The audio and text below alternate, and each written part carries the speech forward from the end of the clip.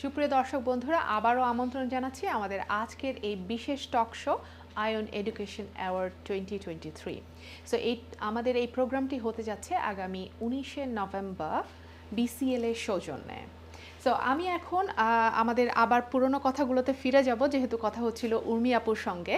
So জানতে চাচ্ছিলাম বাংলাদেশের পড়াশোনা আর এখানকার পড়াশোনার মধ্যে যে কম্প্যারিজনটা, মানে বাংলাদেশের বাচ্চারা কতটুকু স্ট্রেস নিচ্ছে আর আমাদের এখানের বাচ্চারা এতটা স্ট্রেস নিচ্ছে না, বাট তারা ভেরি গুড রেজাল্ট তারা করছে। সো যেহেতু উর্মি আপু বলছিলেন যে আমাদের দেশে যে বাবা মারা আছে তারা যদি একটু আপনারা বাচ্চাদেরকে একটু রিলিফ দিতেন, তাদেরকে তাদের মতো করে নিয়ে গুছিয়ে নেওয়ার জন্য একটা সুযোগ যদি দিতেন, মনে হয় এটা ভালো হতো। বাট আমি যে জিনিসটা বলতে চাচ্ছিলাম যে এটা শুধুমাত্র বাবা মার, আসলে আমাদের দেশের সিস্টেমটাই, আসলে এডুকেশন সিস্টেমটাই একটু ব্যতিক্রম হয়ে গিয়েছে, একটু বেশি স্ট্রেসফুল হয়ে গিয়েছে। সো এখন কোনো বাবা মা যদি ফিলও করে যে ওকে আমার বাচ্চাকে আমি এত স্ট্রেস দিব না, তখন হয়তো বা তারা ভয় পায় যে আমি যদি স্ট্রেস না দিই তাহলে সে যদি পিছিয়ে যায়, সবার বাচ্চারা ভালো করবে, আমার বাচ্চারা ভালো করবে না, আমি সমাজে কিভাবে মুখ দেখাবো, তাই না? সো আপু, যদি আপনি এই ব্যাপারে একটু ডিটেইলস আমরা যেমন শুনেছি যে আমাদের দেশের বাচ্চারা যখন ভালো রেজাল্ট করে তখন আমরা ডাক্তার, ইঞ্জিনিয়ার বা আমাদের ইউনিভার্সিটি, ঢাকা ইউনিভার্সিটি, এইসব জায়গাতেই আমরা বেশি দিই। এখন কিন্তু অনেক মা বাবারা অনেক সচেতন হয়ে গেছেন, তারা অনেক প্রাইভেট ইউনিভার্সিটিতেও পড়ায়, ওইখানেও অনেক ভালো রেজাল্ট হয়। এবং ওই ছেলে মেয়েগুলা কিন্তু কানাডা, অস্ট্রেলিয়া বা আমাদের লন্ডনেও কিন্তু পড়াশোনার জন্য আসতেছে।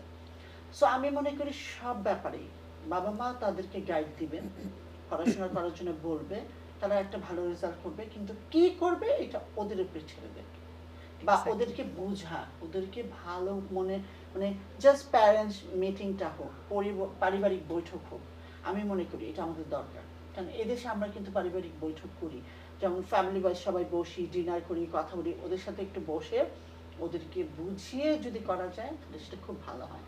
না হলে ওই যে অর্ধেক পথে গিয়ে হয় দেখা যায় ব্রেনে প্রবলেম হচ্ছে, না হলে পড়াশোনা হচ্ছে না, অন্যদিকে চলে গেছে, বন্ধু বান্ধবের মানে আছে না সঙ্গ দোষে বহুত কিছু হয়। কতক্ষণ চেক দিব আমরা? আমরা চেক দিব না, আমরা ভালোবাসবো, ভালোবাসাটা বেশি ইম্পর্টেন্ট আমি মনে করি। ওদের ভিতরে এই মেসেজটা দেওয়া যে তোমার যেটা ভালো লাগে সেই জিনিসটাই তুমি করবে, বাট সেটা অবশ্যই ভালো একটা কিছু হতে হবে।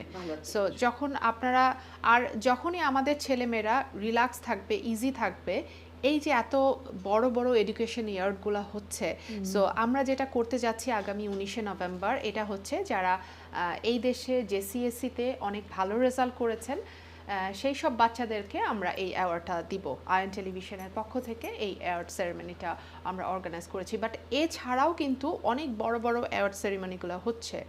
সো যখন এই সব বাচ্চারা যারা অ্যাওয়ার্ডগুলো পাচ্ছে, আমি ডেফিনেটলি শিওর যে তারা ওই স্ট্রেসের মধ্য দিয়ে যায় না, তারা পড়তে ভালোবাসে, স্টাডি করতে ভালোবাসে, লেখাপড়াটা তারা এনজয় করে, যার জন্যই তারা এত ভালো ভালো রেজাল্ট তারা করতে পারছে, তাই না? সো আমি একটু যাচ্ছি সাইকার কাছে।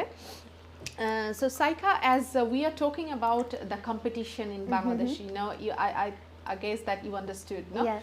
So there is so much competition, but in Europe, in Britain, we teach our children in the school. They are teaching the children that they need to be compassionate, no? Instead of competitive, they need to be compassionate. So how would you, what do you think about that? What is the positive way of being competitive or negative way of being competitive, if you can explain? So obviously I do know that, you know, in Bangladesh the pressure of like we're doing really good and achieving really high is like very stressful. And like I feel like in Bangladesh, in comparison to how we as me being a Europe kid is brought up, is very different. Like in Bangladesh, like if it feels, it's a negative aspect because like you're with your friend and you can't really honestly tell them, oh like I want to support you, or like or you got a better mark than me, oh I'm so proud of you. It's not like that. It's like you're always in comparison to your friend, and it kind of like brings a question to how strong your friendship really is. Like, do you see your friend as an enemy or do you see your friend as a friend? Do you get me? But in here, I think I like the fact that we are brought up into being more compassionate towards each other, because I feel like because of how like all the stress that's accumulated around you, you feel very like anxious, and like it does give you like some problems with like how you sort out your emotions. But like when you support someone and when you're compassionate, it will make you a decreases the better anxiety, human, it yeah. decreases the anxiety, and it makes you happier. And I think it's better to live your life happy than like just be anxious and stressed and always thinking negatively and be like, oh, I have to do better than my friend, or I have to do better than this friend. But obviously I feel like you still have to have that, you know, that thing inside you that you as a person, you want to do good, and you want to strive for the best. So I always tell myself that your biggest competitor is yourself and not someone else, because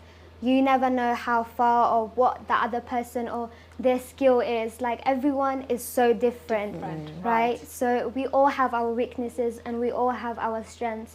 And like as long as we focus on our strengths and like improve on our weaknesses, then we can always strive for the best.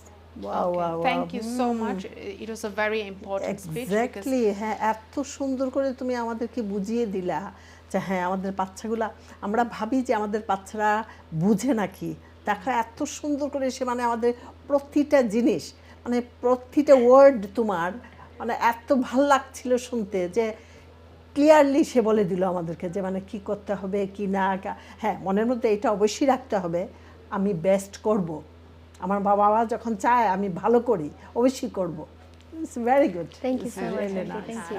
আসলে কারণ আমরা যখন মানে school তো আসলে পড়ালেখা, শুধু আমি বইয়ের পড়া পড়ে পরীক্ষা দিয়ে পাশ করে একটা ডিগ্রি নিব, নট অনলি দ্যাট, কারণ স্কুল থেকেই আমাদের সন্তানদেরকে কিভাবে শিক্ষা দেওয়া এবং ওই শিক্ষাটা সারা জীবন ধরে তাদেরকে কাজে সাধারণত কাজে লাগবে এবং ওই টার্গেট নিয়ে টিচাররা শেখায়। সো আমার মনে হয় এটা ভেরি ইম্পর্ট্যান্ট।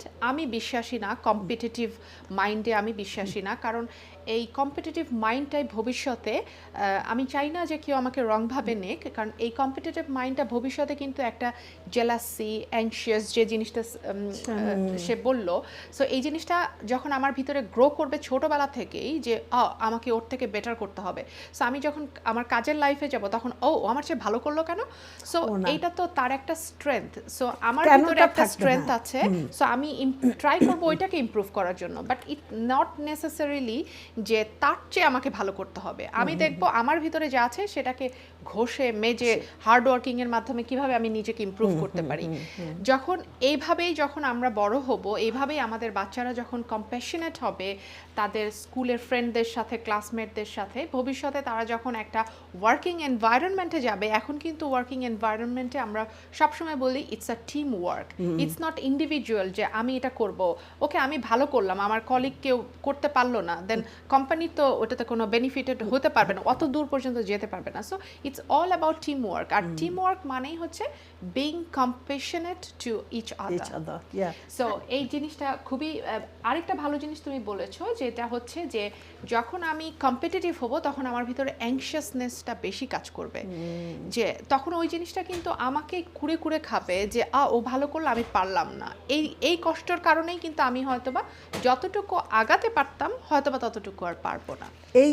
এই কাজটা মনে হয় আমার মনে হয় আমাদের বাংলাদেশে কাজ করে বেশি, এই কারণে মনে হয় প্যারেন্টসরা মানে সকালবেলা দেখবা টিউটারের কাছে নিয়ে গেছে, দুপুরে খাবার খায় কি না আল্লাহ জানে, দুপুরে আবার নিয়ে যায়, রাতে আবার নিয়ে যায়। আমার মনে হয় হ্যাঁ, যে আমার মনে হবে উর্মির বাচ্চা থেকে যেন আমার বাচ্চাটা ভালো করে। হ্যাঁ, এটা আমি মানি, অবশ্যই আমি চাইবো আমার বাচ্চার জন্য ভালো করে, বাট এইটা যে জেলাসি ভিতরে নিয়ে আমার কাজ করতে হবে না, ও যেন ভালো না করে, সেটা অবশ্যই না।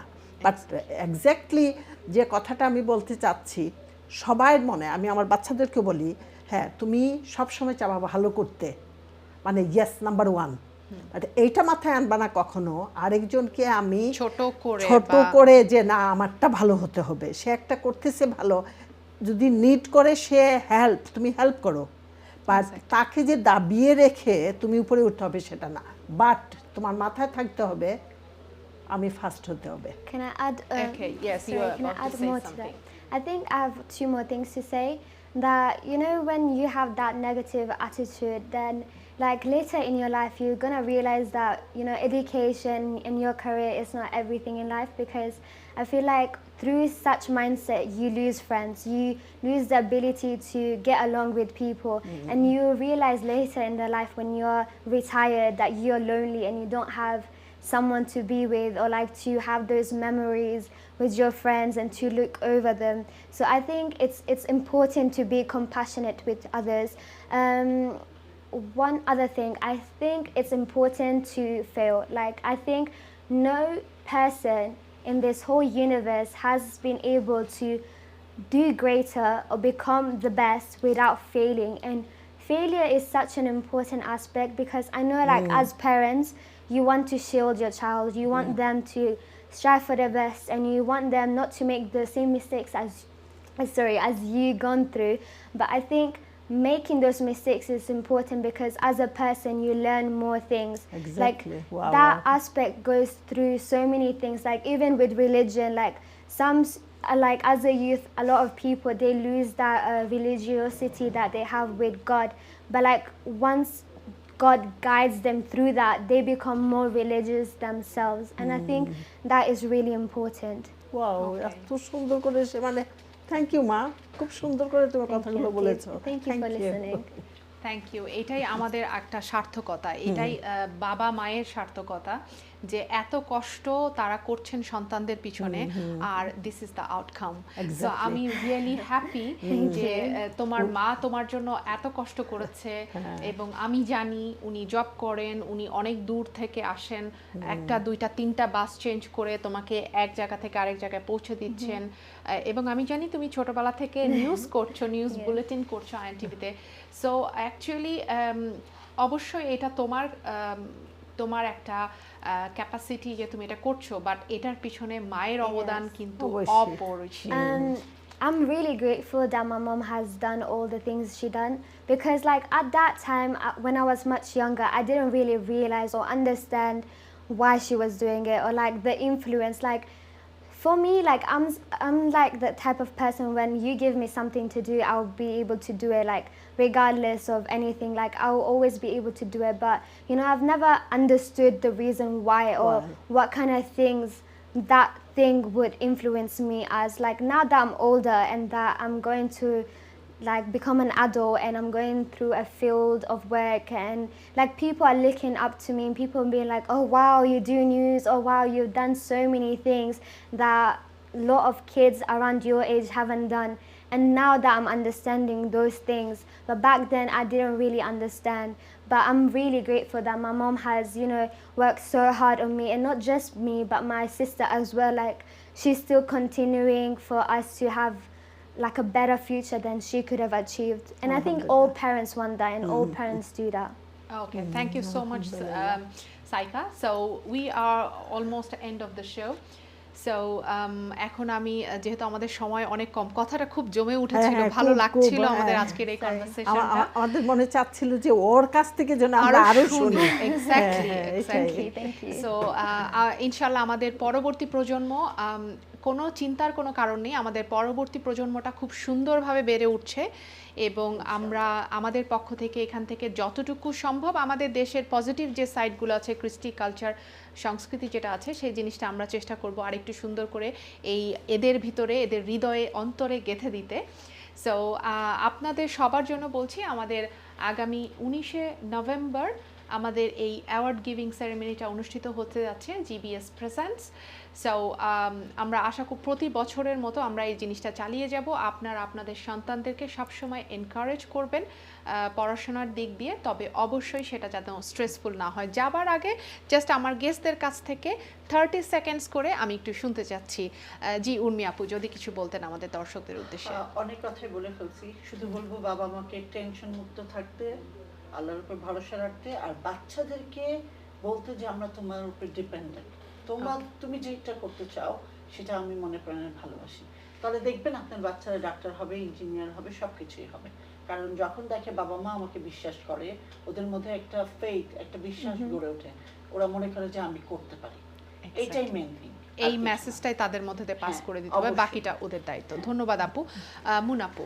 হ্যাঁ, আজকের মতো আমরা এখান থেকে বিদায় নিচ্ছি, কিন্তু আয়ন টিভি সবসময় আপনারা দেখবেন। আয়ন টিভি সবসময় আমাদের এই চ্যানেল চায় আমাদের এই প্রজন্মের বাচ্চাদেরকে যেন যে কোনো জিনিস, যে কোনো একটা ভালো কাজ, শিক্ষা বলেন, সংস্কৃতি বলেন, ওদের মাঝে যেন উঠায় দিতে পারে, তুলে দিতে পারে। আয়ন টিভি চেষ্টা করে যায় সমাজকে কিছু শেখাতে, সমাজকে কিছু দিতে, আপনাদেরকে কিছু দিতে। আজকে যে বাচ্চাটা আমাদের সাথে ছিল, ওর জন্য দোয়া রাখবেন। শুধু এই বাচ্চা না, আমাদের যার বাড়িতে বাচ্চা আছে, বাচ্চাদের জন্য দোয়া রাখবেন। চিন্তা করেন না, আল্লাহ তো আছেই আমাদের সাথে। ভালো থাকেন, সুস্থ থাকেন। আজকে যে হোস্ট করলো তাকে অনেক অনেক ধন্যবাদ। খুব সুন্দর প্রোগ্রাম ছিল। আর 19 তারিখ তো ইনশাআল্লাহ আপনাদের সাথে, বাচ্চাদের সাথে দেখা হচ্ছে। আজকের মতো এখানে বিদায় নিলাম। আমি মন করেছি। আসসালামু আলাইকুম ওয়া রাহমাতুল্লাহি ওয়া বারাকাতুহু। থ্যাংক ইউ সো মাচ আপু। এবং আমি যাচ্ছি সাইকার কাছে, যে if you would like to say something. I would like to say that obviously education is really important, but don't get lost in like following a career that you forget to enjoy yourself and enjoy your youth, because this year, this life, this age, you'll never get it ever again. Wow. Oh, thank you. Much appreciated your speech. It was very precious for us, for our generation. Thank you so much আপু। আপনাদের সবাইকে অসংখ্য ধন্যবাদ আমার এই প্রোগ্রামে আসার জন্য। এবং দর্শক বন্ধুরা, দেখা হবে আপনাদের সাথে আমাদের পরবর্তী টক শোতে। চোখ রাখুন আয়ন টেলিভিশনের পর্দায়। ভালো থাকুন সে পর্যন্ত। আল্লাহ হাফেজ। আসসালামু আলাইকুম।